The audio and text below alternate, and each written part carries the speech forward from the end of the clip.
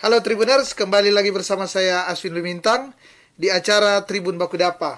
Dan kali ini kita akan berbincang-bincang dengan tema 30 menit bersama Toronata Tambun.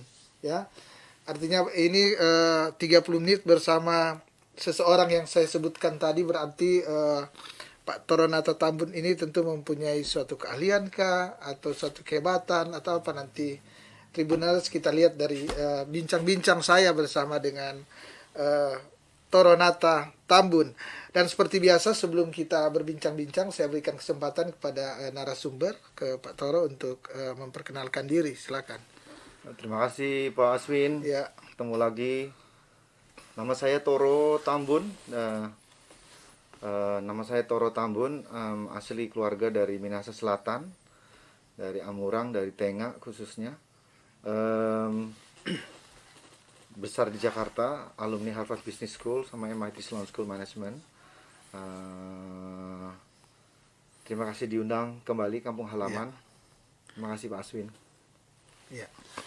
Dan Tribuners, tentu seperti biasa ya, untuk menyingkat waktu saya akan langsung ngajak Pak Toro untuk berbincang-bincang.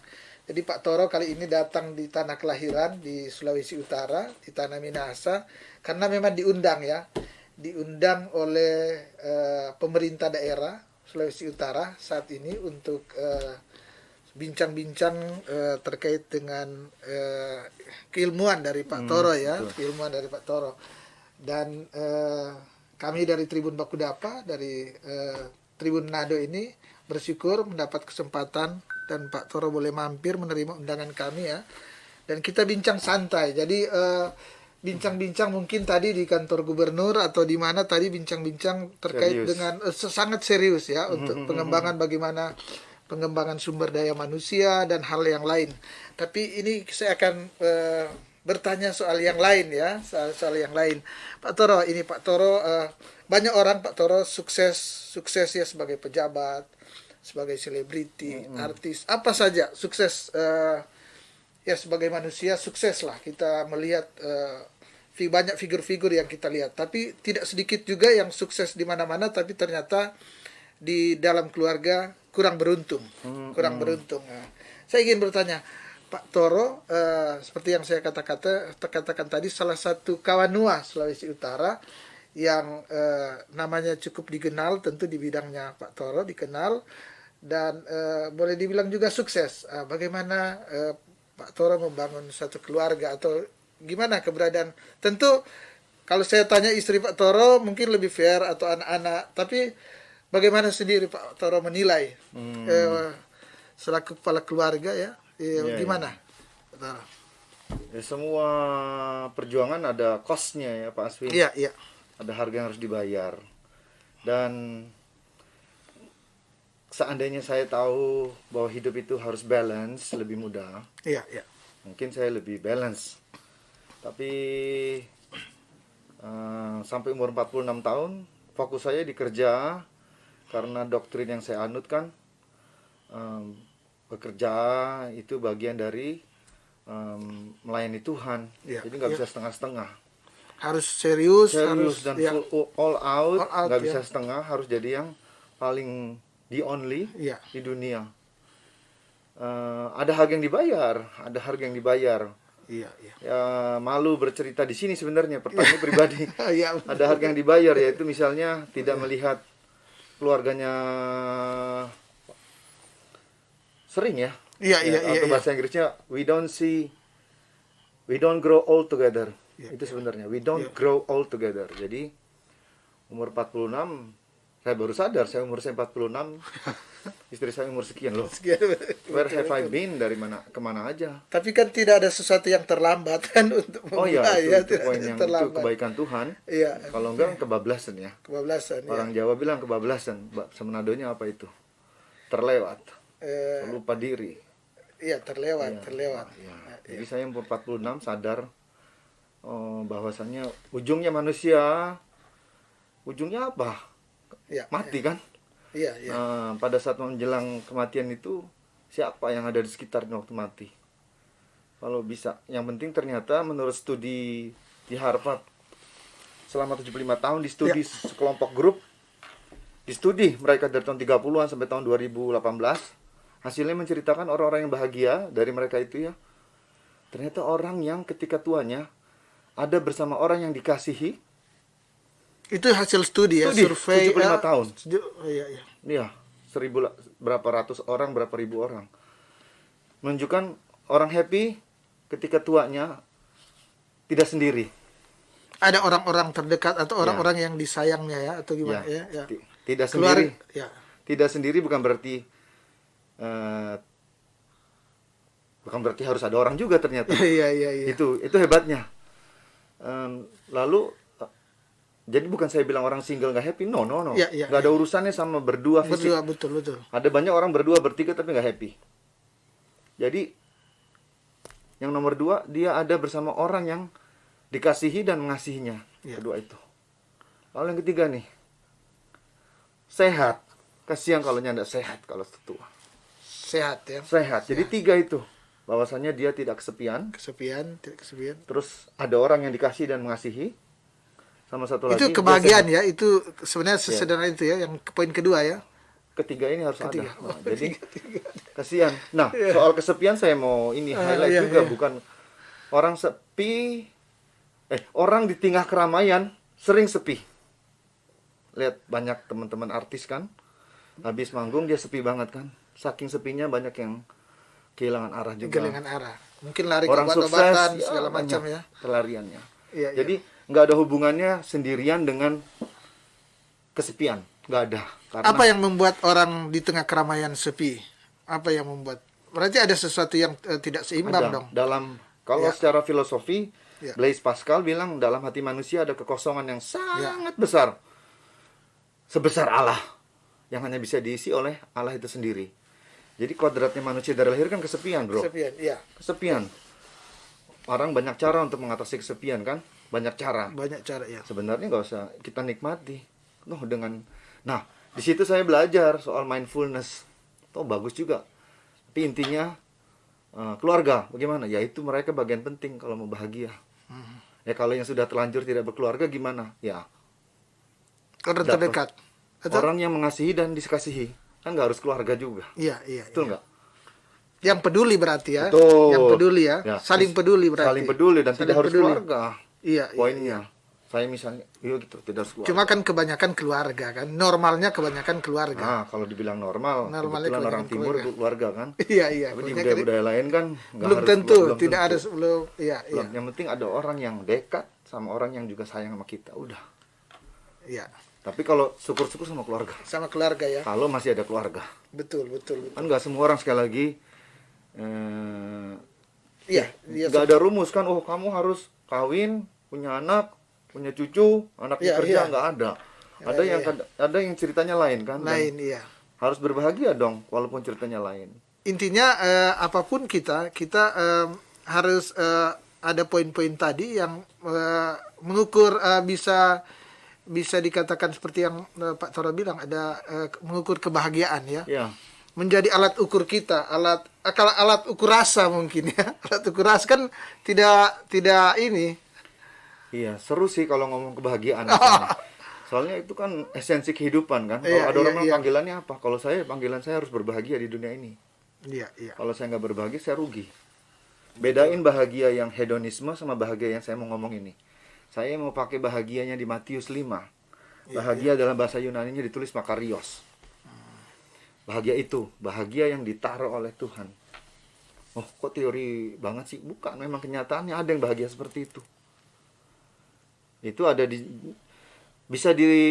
kebahagiaan itu bisa distimulus. Karena hormon bahagia itu ada 4 kan, endorfin, oksitosin, serotonin, sama satu lagi mungkin saya lupa lagi nih. Ya udah nanti kapan-kapan kalau ingat. Tapi Pak Toro, banyak yang bilang orang nanti dia mencari kebahagiaan ketika dia sudah berusaha mencapai sukses dan katakanlah mengakhiri itu. Mungkin dari sisi finansial dia sudah dapat, dia dari sisi intelektual dia sudah mumpuni, kemudian dia berusaha mencari baru ternyata kebahagiaan sederhana. Gimana? Boleh tidak Pak Toro menceritakan berdasarkan pengalaman Pak Toro? Pak Toro kan di perbincangan kita yang lalu sempat cerita ya, segala pengalaman luar biasa ke 46 negara, Makasih. ke 46 atau 43 negara ya, 46 negara, kemudian ke berbagai negara tentu berarti menguasai beberapa bahasa lah, yang tidak semua orang bisa, yang tidak semua orang bisa, iya, tidak semua orang bisa. Ada orang mungkin banyak uang, tapi intelektualnya kurang. Tapi ya dari perspektif saya melihat Pak Toro ya katakanlah hampir sempurna. Ada finansial ada, cukup lah. Ada intelektual ada yang diberikan oleh Tuhan. Dari perjalanan ini gimana Pak Toro untuk ukuran yang kita bincang tadi? Bagus banget ini, mudah-mudahan dipakai juga sama Pak Aswin ya. Iya, siap. Jadi ini kan untuk Tribuners, untuk kita semua, kita cerita-cerita untuk Tribuners juga dan kita ya masing-masing ya.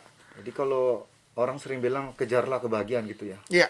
Pursue the happiness. Bahkan itu ada di Declaration of Independence-nya Amerika kan. The pursuit of happiness. Sayangnya, Iya.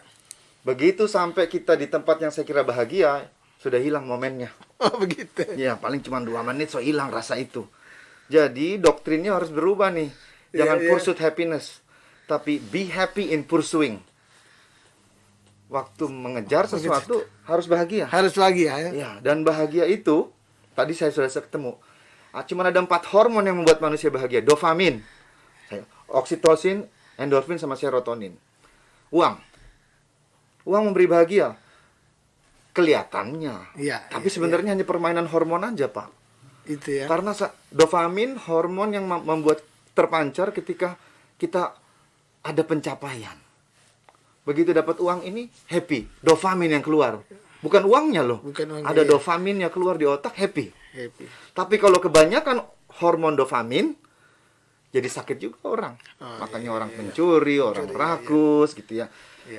Terus yang kedua hormon serotonin, hormon yang keluar terpancar ketika manusia sedang kelihatan lebih berkuasa. Ada teritori itu ternyata memberi kebahagiaan. Teritorinya bukan berkuasa ya, serotoninnya keluar. Iya Pak. Itu 2. Oksitosin. Misalnya ini pohon, istri saya lagi demen pohon begini, lap-lap. Sayang sama pohon, oksitosinnya keluar. Jadi itu hormon bahagia dari oksitosin. Satu lagi apa? Endorfin. Endorfin juga hormon bahagia. Makanya saya senang ayat Alkitab di ujung cemeti ada kasih sayang. Kenapa? Waktu orang dalam keadaan tertekan, pressure, ternyata ada hormon endorfin, hormon bahagia keluar. Jadi kalau anak-anak dalam konteks pendidikan nggak pernah dikasih tekanan, dia kehilangan hormon endorfinnya. Jadi perlu juga ya ada tekanannya. Kodrat manusia, contohnya hormon endorfin. Waktu singa memakan kijang, kakinya kijang luka, kijang itu masih bisa lari, cukup lama loh. Itu siapa yang buat dia kuat? Hormon endorfinnya. Nah, 4 hormon tersebut ada tidak untuk di foya-foya gitu, diboros-borosin. Itu ada untuk survival manusia. Makanya kalau kita terlalu gila dopamin, kecanduan apa aja. Ya. Gila power, hati-hati. Power corrupts. Gila power kan? Happy. Tapi kalau kelebihan, bukan buat survival lagi. Itu makanya orang gak happy ujung-ujungnya. Tadi endorfin. Kalau menyakiti diri sendiri kan sakit, jadi tambah sakit kan? Jadi nggak natural. Satu lagi apa tadi? Oksitosin. Oh hati-hati, oksitosin ini sering lihat. Oksitosin, hormon kasih sayang. Kalau terlalu sayang sama sesuatu itu kan juga nggak bagus ternyata. Jadi hormon ini kalau keluarnya di luar ukurannya tidak bagus juga ya. Tidak didesain untuk lebih ya. Didesain untuk survival. Hebat ya Tuhan ya. Jadi mekanisme bahagia di situ. Dan keseimbangan hidup ya, keseimbangan. Harus balance tuh 4-4. Harus balance. Dan bagaimana bisa mencapai itu kan? Seru kan nih? Bagaimana bisa mencapai itu?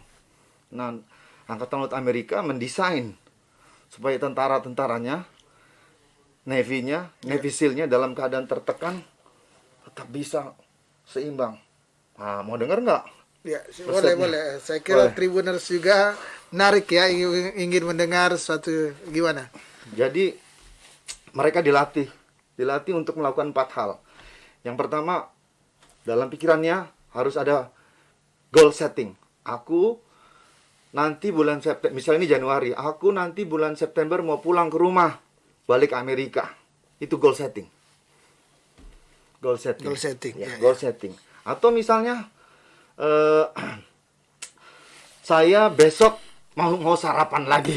Karena namanya lagi perang kan, kita nggak pernah tahu bisa sarapan lagi atau enggak. Goal setting. Kemudian divisualisasikan tuh. Bukan cuma goal setting, tapi betul-betul dijiwai bahwasanya besok saya mau sarapan, bulan September saya mau pulang, mau lihat anak lahir misalnya kalau tentara kan. Dua ya. Lalu yang ketiga, self-talk. Dan manusia itu 300 sampai 1000 kata per hari, Pak. Bicara dengan diri sendiri. Pastikan bicaranya tidak pernah negatif. 300 sampai 300 sampai 1000 ya. Iya, banyak itu. Between 300 per menit. 300 sampai 1000 per menit. In a minute. 300. Kalau dia negatif, bayangin racunnya di otak saya. Racun ya, iya. Iya, Betul, no? betul. Negatif terus, Pak, macam-macam deh. Jadi lawannya itu apa? Bersyukur kan? Bersyukur. Count blessing. Anak-anak muda sekarang tahu kan? Journaling, mindfulness, hitung berkat. Kalau orang Kristen count your blessing. Nah, yang terakhir ini seru nih. Memastikan elektrik yang di otak ini stabil. Caranya gimana? Breathing.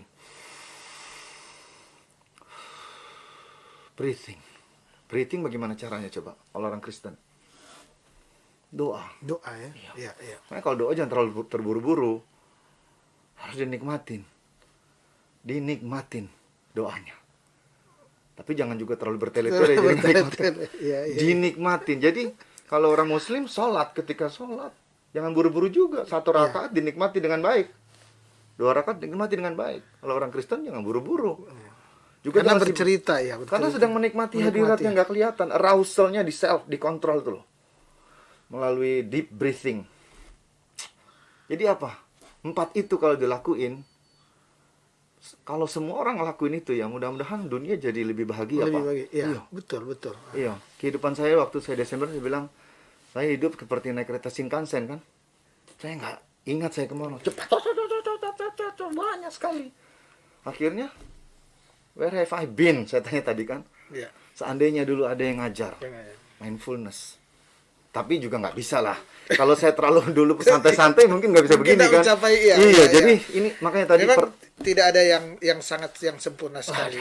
Justru itu di bincang-bincang ini tentu ya Pak Toro, saya mengajak kita bincang-bincang untuk mengingatkan ya bagi yang ini, karena tentu kita akan menjalani kehidupan kita dari bidang kita masing-masing, jalan kita masing-masing, tapi di bincang-bincang ini Tribun Bakudapa kita saling mengingatkan. Kebetulan ada Pak Toro yang sudah melewati banyak ya di versi cerita kehidupannya Pak Toro tentunya ya. Sudah melewati banyak negara, banyak budaya ya, banyak kultur, banyak orang-orang yang ditemui, sangat banyak orang yang ditemui dan ini tentu ya saya kira kita sangat terhormat ya untuk ada diberi kesempatan untuk mendengarkan kan di mana-mana mungkin Pak Toro bercerita tadi soal innovation ya, hal yang sudah ini, tapi ini kan cerita mengenai ini ilmu dari dalam diri Pak Toro sendiri ini kan, ilmu pengalaman ini ya, experience. Kebetulan pemahaman ini didukung oleh neuroscience kan. Ya, saya sangat sulit kalau nggak ada bukti sainsnya. Kalau misalnya disuruh melakukan sesuatu tanpa sainsnya, saya susah melakukannya. Untuk ngomong ya, untuk ini ya. Nggak malu dong ya kan. Tapi kalau ini ada ya. Goal setting nomor 1. Yang kedua, visualization. Yang ketiga, self talk positively. Yang keempat, deep breathing. Semuanya tujuannya membuat ini seimbang. Seimbang ya. Ini seimbang, hormonnya yang tadi 4 itu, ini boleh lebih, ini boleh kurang. Iya, betul. Jadi harus ada. Soal uang, tadi ngomongin financial. Memangnya berapa sih uang manusia perlu hidup? Kan? Oh Pak, bohong Bapak. Bapak kalau nggak ada uang juga. Itu kan? Ya kan? Nah, ada penelitian lagi. Yang peneliti namanya Profesor Daniel Kahneman, pemenang Nobel di bidang behavioral science, behavioral economics. Apa dia bilang penelitian di Amerika? Di bawah angka $1,000 per year, di bawah angka itu, di atas angka X thousand dollar per year, X ya saya belum sebut nih. Iya, iya. Dia belum pernah melihat level kebahagiaan yang flat. Sama aja. Di atas X plus 1000, X per 1 juta, ternyata sama happiness-nya. Di atas angka X tersebut. Iya, iya. Jadi orang punya 100 juta dolar sama punya X tersebut, Iya, iya. Belum sama flatnya, sama. happiness-nya sama. Tapi di bawah X tersebut, miserable bahasa Inggrisnya. Susah orang. Susah. Bisa melakukan hal-hal yang tidak manusiawi kalau di bawah itu. Nah, setiap negara beda-beda angka X-nya. Di Amerika 72.000 dolar. Di bawah 72.000 dolar susah. Tapi kalau di atas itu level happiness-nya flat, rata. Nah, kalau di Indonesia saya belum ada penelitiannya. Nggak tahu. Tapi kalau dibawa ke Alkitab ada ayatnya kan? Iya, iya. Mencukupkan diri dalam segala keadaan. Udah itu kuncinya. Bercukupkan diri dalam segala keadaan. Artinya ya mencukupkan diri, happy. Tidak memaksakan ya, karena ketika memaksakan itu mungkin yang membuat kita tidak bahagia ya. Ini memang dipaksain sih boleh juga ya Pak ya. Kadang-kadang kita kan perlu endorfin. Iya. Endorfin kan kita dipaksa untuk lebih. Untuk target sesuatu yang kita targetkan ya. Betul. Toh begitu pencapaian dopaminnya happy juga. Oh, tercapai. Tapi only last for few seconds. Artinya cuma berlangsung sekian detik, Pak. Iya. Coba aja. Terus ada lagi. Happiness yang apa sih, Pak? Kok jadi ada dua bagian hidup kita nih. Satu yang self experiencing, sama satu lagi remembering self.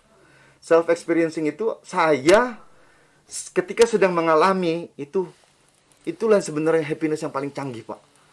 Mindful. Jadi bersyukur hari ini saya ketemu Asmin Lumintang, orang Paku Ure. Haleluya. Berapa banyak orang jadi wartawan terkenal gitu kan. Jadi berkat begini. Saya mau menikmati. Hari ini saya nggak kepanasan. Saya lihat teman yang tahun lalu berjumpa, sekarang berjumpa lagi. Bisa berjumpa lagi. Saya menikmati, Pak. Melihat toilet bersih, saya bersyukur sama Tuhan. So, di momen-momen itu, self experience saya memberi itu sejatinya happiness. Nah, ada satu lagi, namanya remembering self. Itu. Biasanya kalau misalnya saya stay di Manado 4 hari misalnya. Nah, ketika hari terakhir ada kejadian gak enak, yang saya ingat yang gak enaknya. Di memori itu selalu teringat itu ya. Itu menimpa remembering self. Jadi ada dua, remembering self sama experiencing self. Nah, saya melatih yang experiencing self. Saya berusaha menekan yang remembering self. Karena yang remembering self kan semu, Pak. Kalau yang experiencing self tuh ini. Oh, Pak Aswin, Lumintang. Oh, sekali lagi saya ceritain ketemu tadi happy kan. Ingat percakapan, saya menikmati, puji Tuhan. Nah itu. Pak Toro, Tribuners, saya kira menarik tadi ya. Kita sudah mendapatkan ini ilmu kebahagiaan ya, untuk mencari kebahagiaan. Tadi sudah dibincang-bincang oleh Pak Toro. Dan tadi kan saya sempat sentil bahwa Pak Toro ini sudah pernah ke 46 negara ya, 46 negara. Bagi yang sering-sering keluar mungkin mikir-mikir juga 46 negara berapa tahun ini kemudian capai di 40 negara karena waktu dan banyak hal tentu yang disiapkan untuk jalan-jalan ke berbagai negara ya. Seandainya itu jalan-jalan, ini kan bukan jalan, kerja. Ini kerja di 46 negara, tapi banyak orang tentu yang dengar kagum, banyak yang seorang kapan saya ada satu keinginan.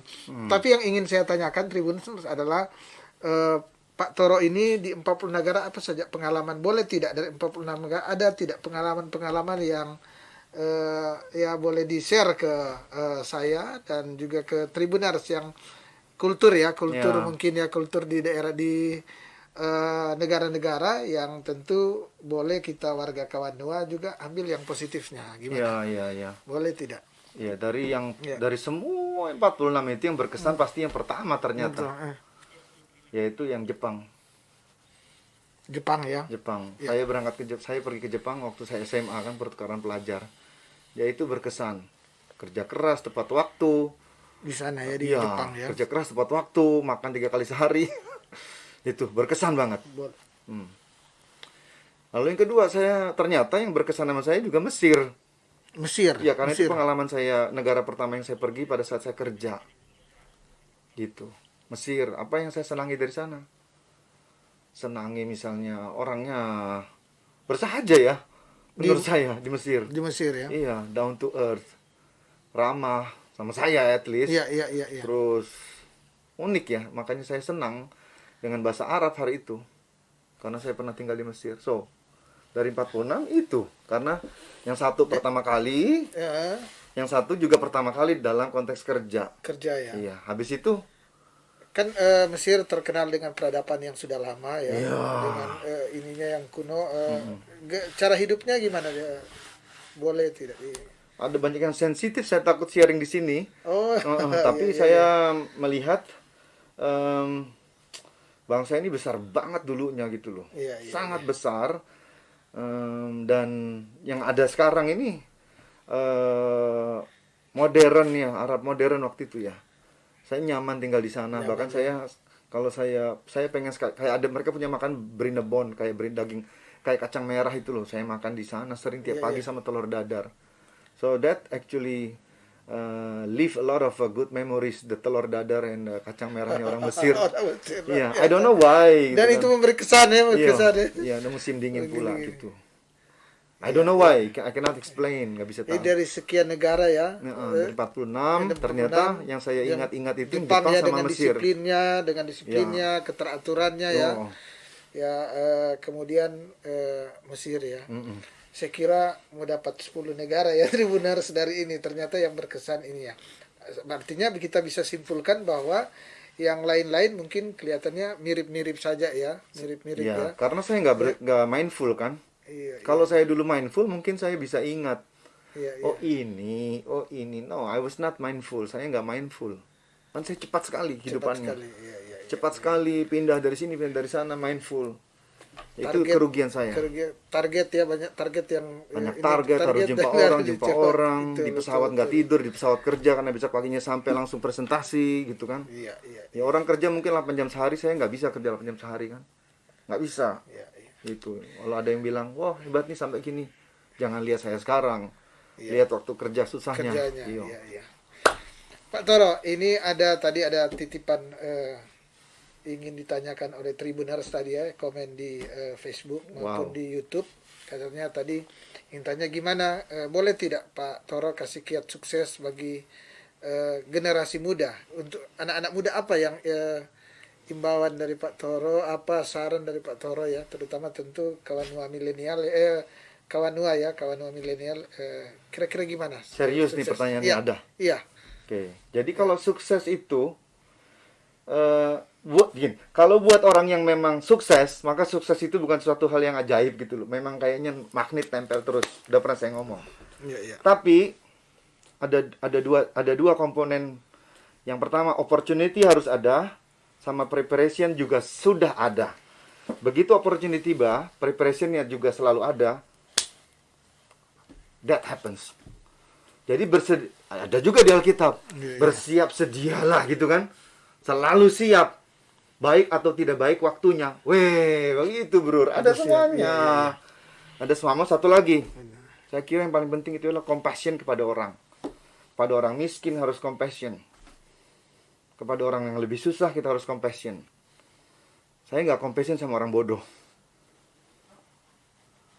Buat saya otak kita manusia sama. Kalau saya bisa, mereka bisa. Bisa, iya. Tapi kalau sama orang malas, wah, payah itu. Tapi kalau sama orang ya itu. Jadi apa tadi sukses? Preparation sama opportunity. Opportunity bagaimana? Ini keadilan Tuhan. Bergantung sama Tuhan tiap hari. Because opportunity comes when you are ready. Kalau nggak ready, opportunity datang ya lewat. Gitu kan. Saya diterima di Selam Bersih tahun 93. Berterima waktu dia wawancara, semuanya ready di saya. TOEFL ada, saya sudah siap, sudah mau lulus gitu loh. Jadi memang cuma dua, preparation sama opportunity. Opportunity ya. Preparation is under our control. Opportunity kadang-kadang di-create, tapi bergantung sama anugerah Tuhan ini. Opportunity biasanya dikasih kalau kita prepare. Nah, bagaimana bisa tahu datang atau tidak? Oh, harus dengar-dengaran sama pencipta, no? Iya, iya. Bagaimana bisa dengar-dengaran pencipta? Banyak cerita dengan Tuhan. Enggak, yang 4 tadi. Oh ya, apa tadi? Yang nomor 4 apa? Apa tadi? Mindful. Oh, iya. Hitung berkat. Terus terakhir, sukses buat apa kalau buat diri sendiri? Nah, ini terakhir kali ya, udah mau penjujungnya. Iya. Kalau diberkati, itu harus menjadi berkat buat orang lain. Rahmatan lil alamin. Semua yang dilakukan itu menjadi bagus buat alam semesta ini, buat orang lain. Bahasa Israelnya tikun olam. Bahasa Manadonya menjadi apa? Sitau tumoto, membuat orang lain. Kita menghidupkan orang lain ya. So, ada di Minahasa. Iya. Jadi ada filosofi juga dari leluhur Minahasa ya, Samratulangi, bahwa artinya berarti orang Samratulangi dulu sudah berpikir jauh ya. Enggak, ini kan wisdom dari Tuhan kan, di seluruh suku bangsa ada. Ada. Kalau di Jawa Melayu Hayuning Bawono. Semua suku bangsa ada. Ada ya. Kalau kita begitu prinsipnya, harusnya nggak ada pencemaran lingkungan. Harusnya kita saling tepos seliro. Ada tetangga diambil misalnya sifat orang Manado bilang sifat dipotong, pohon tawaan dikasih pindah, sering gitu kan. Iya kan, pohon batang itu pindah. Sering bermasalah sampai dihukum itu apa? Sudah. Dan itu apa, kakak beradik itu kenapa harus diributin sih, cincai aja lah. Ya, artinya ini aja prioritasnya ialah happy. Betul. Jangan, never let anything steal your happiness. Nggak boleh. Saya ngomong gini buat saya juga, kadang-kadang kan tergoda kan. Iya. Untuk buat apa? Kalau mendingan sekarang. Itu di tanah Minahasa tentu ya, di Sulawesi Utara memang banyak terjadi. Kelihatan sepele tapi itu yang kadang-kadang membuat saudara yang hubungan baik akhirnya retak ya, yang disebutkan tadi. Sayang gitu loh. Kalau saya tidak dalam keadaan pernah ngambil hak orang ya. Tapi ketika hak kita diambil orang, bagaimana? Iya. Saya ikhlas, ridho bahasa orang Islamnya. Iya. Kita ikhlas. Nah, biasanya orang yang ditindas, dizolimin, dibela sama Tuhannya, biasanya. Iya. Saya udah lihat itu kejadian. Pernah harta warisan, saya nggak sebut. Iya. Secara khusus harta warisan Mr. A. Ternyata dibagi tidak adil, Pak. Tidak adil ya. Iya. Sertifikat atas nama bapak kandungnya diambil oleh yang bagi warisan. Udah, dia diam aja, tapi anak ini berserah sama Tuhan. Nyaman, hidupnya diberkati.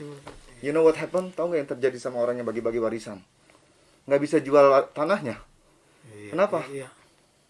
Atas nama bapaknya ini. Oh iya.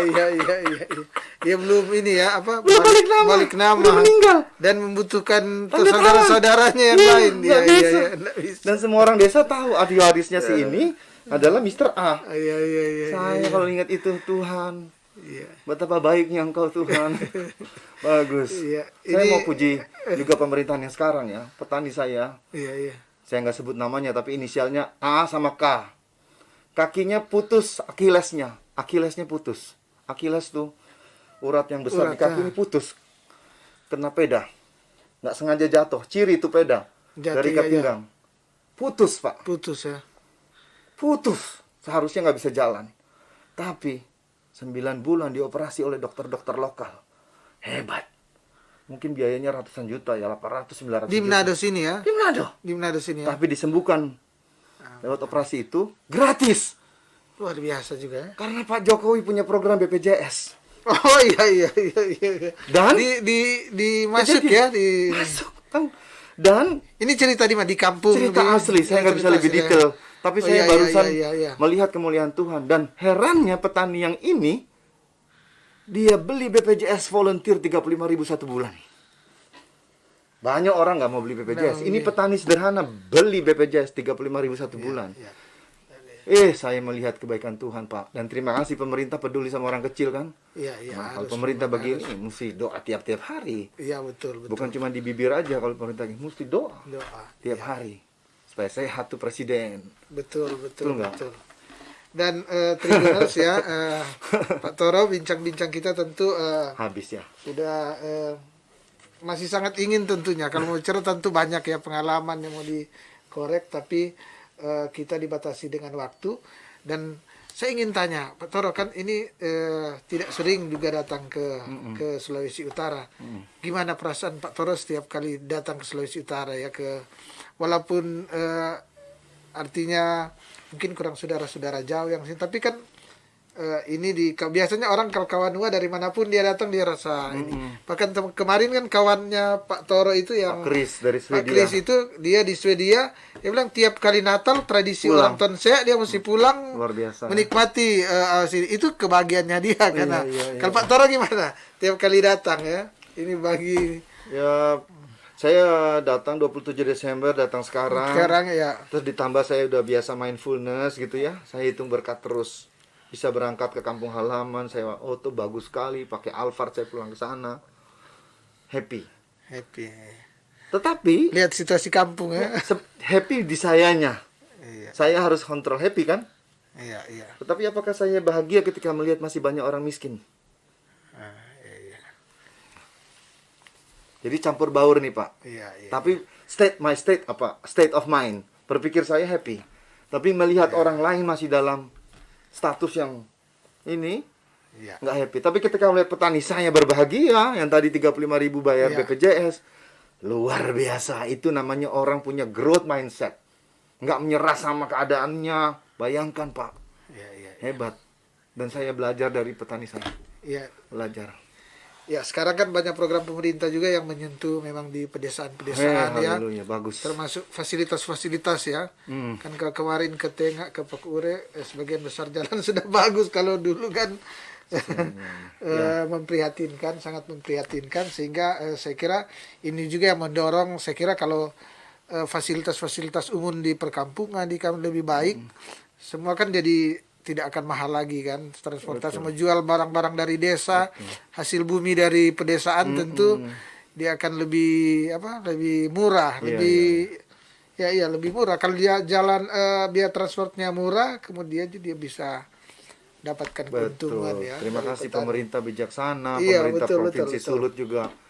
Tadi saya ketemu memang sangat inovatif Sangat dan inovatif, sangat ya. menurut saya ya, sangat kebijaksanaan itu peduli sama orang kecil ya.